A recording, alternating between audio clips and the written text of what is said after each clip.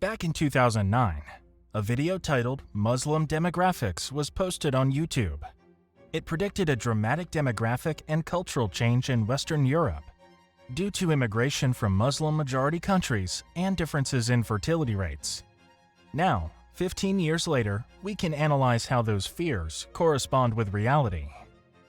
Among other claims, the video suggested that the Muslim population in France would reach 20% by 2027. However, as we approach 2027, no recent surveys indicate that the Muslim population in France is significantly above 10%. Furthermore, the Pew Research Center now predicts that even by 2050, the Muslim population in France will be around 10.9%. Although the 20% projection was obviously unrealistic to demographers, it was not surprising to the general public. After all, in popular imagination, the share of Muslims in France is already above 20%. For instance, a decade ago, French respondents estimated that the Muslim population in their country was at 31%. While there are many reasons for overinflated estimates of religious minority population sizes, several key factors contribute to this overestimation.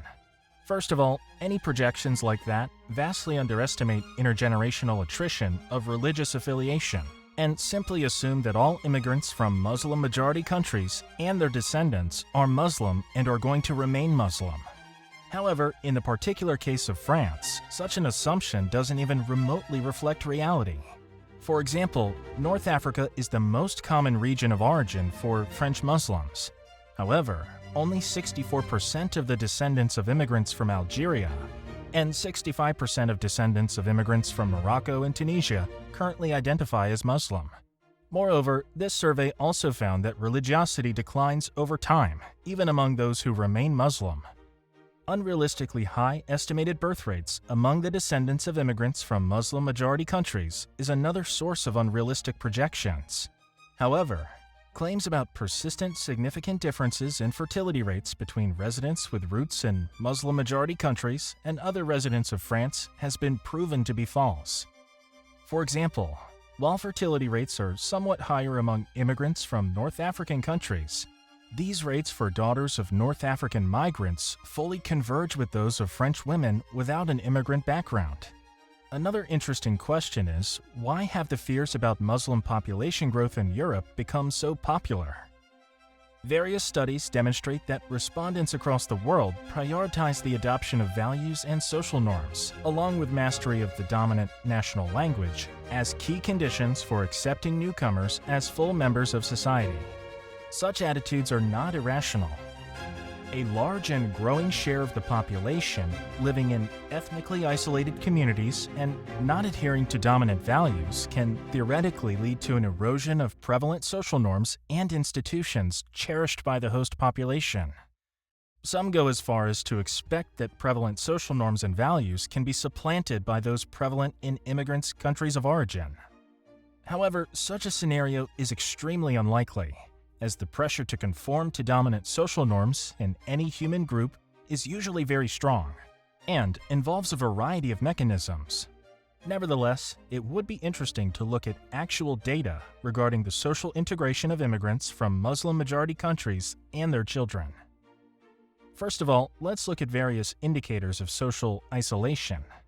French census data demonstrate a lack of isolation among resident foreigners coming from Muslim-majority countries. For example, an average Tunisian in France resides in neighborhoods that, on average, include 2.3% Tunisian co-residents. Similarly, for Algerians, this share is 5%. For Moroccans, it's 5.1%, and for Turks, 3.7%. These numbers hardly indicate total social exclusion or ethnic ghettoization.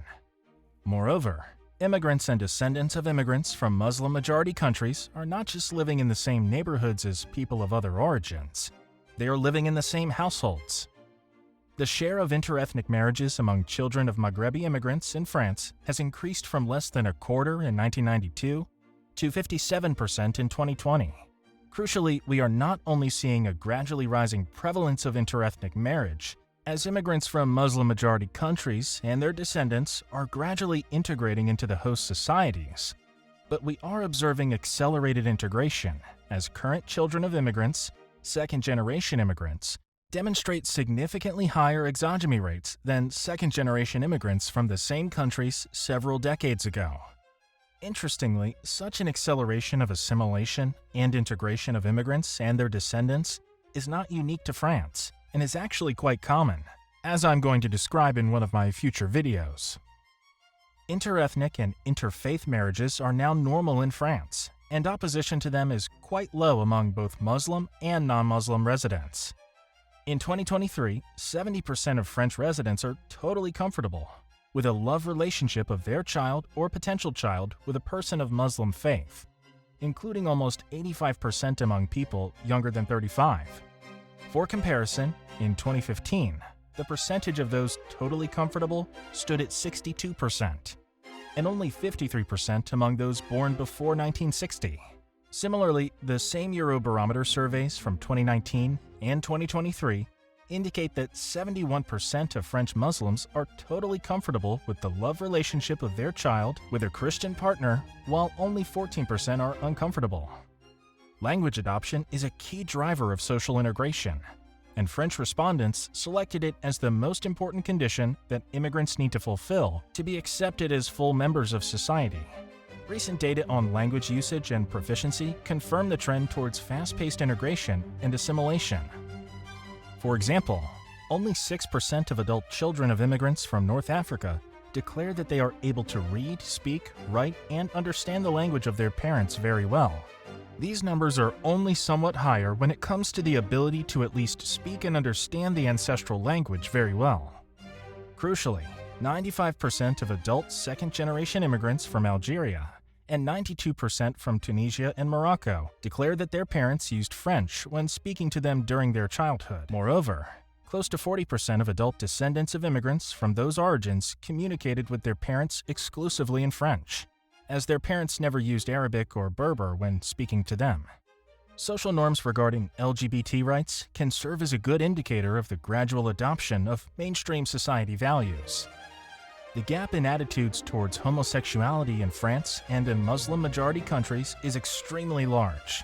If we assume a lack of social integration, we might expect that overwhelmingly negative attitudes towards any form of gay rights would be preserved by Muslim immigrants and their descendants. Some authors even argue that we should expect a turn against gay rights as a result of mass migration. However, popular stereotypes do not reflect reality. Eurobarometer surveys from 2019 to 2023 demonstrate that only 33% of French Muslims oppose gay marriage. Other recent surveys follow the same pattern. European social surveys from 2016 to 2020 also show high and rising support for gay rights among French Muslims. Only 44% among them oppose adoption by gay and lesbian couples. Importantly, the opposition declines to 31% among Muslims born in France. Moreover, as mentioned above, many immigrants from Muslim-majority countries, and especially their descendants, no longer identify as Muslims.